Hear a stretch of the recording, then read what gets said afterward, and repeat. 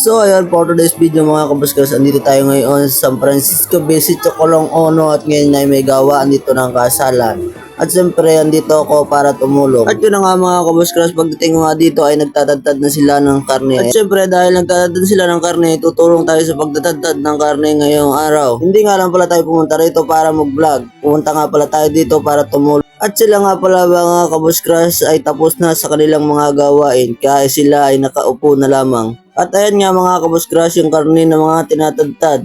At ako mga kabuskras ay nagbibideo lang sa tabi para makita nyo ang mga gandang gawain dito sa Lopez, Quezon. Dito nga mga kabuskras ay nilapitan ko sila para makita nyo naman ang mga gandang mukha nila. At dito naman mga kabuskras ay naglalakad muna ako para pumunta doon sa mga nagkakatay ng baboy dito sa may taas. Ito nga pala mga kabuskras ay pantatlong baboy na yatang kinakatay rito, kaya ngayon ay ito lang ang naabutan ko. At habang nahapon mga kabuskras ay nagdadatingan na rin yung mga angkan ng mga ikakasal. At pagkalipas nga ng ilang oras mga kabuskras ay umulan naman, kaya sumilong muna kami dito sa may bubong. At sila naman mga kabuskras ay hindi sumilong dahil aabutin daw ng gabi pag hindi pa ito ginawa, dahil mahirap daw gumalaw ng gabi mga kabuskras. At yun na nga mga kabuskras, maglilinis nga kami dito ng bituka ng mga baboy na yun. At dahil naulan mga kabuskras ay dito kami naglinis sa ilog sa ilalim ng tulay. At ayan mga kabuskras, yung bituka na aming lininis, medyo madami-dami nga pala yan, pero madami rin naman kami maglilinis nito. At hindi na nga natagalan at nalinis na rin namin yung bituka, at syempre pagkalinis namin bumalik na rin kami.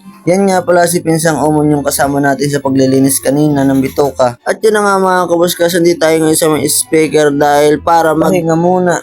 At sila naman mga kabuskas ay medyo busy, nga pala yung kanilang niluluto dito sa baba. At di nga natagalan mga kabuskas ay nagpamirinda na rin sila dito. Nga pala mga kabuskas, pansit muna tayo. At syempre, food trip na naman si Kabuskras. At ito nga pala mga kabuskras yung mga rekado na gagamitin nila doon sa baboy. Ayan mga kabuskras, sobrang dami ng kanilang baboy. Kahit isang barangay ang makainin pwede. At syempre, charot lang yan mga kabuskras. Di nga natagalan mga kabuskras ay may nagiinom na at may nagluluto doon sa baba. At dahil nagiinom sila mga kabuskras ay makikiinom din tayo sa kanila.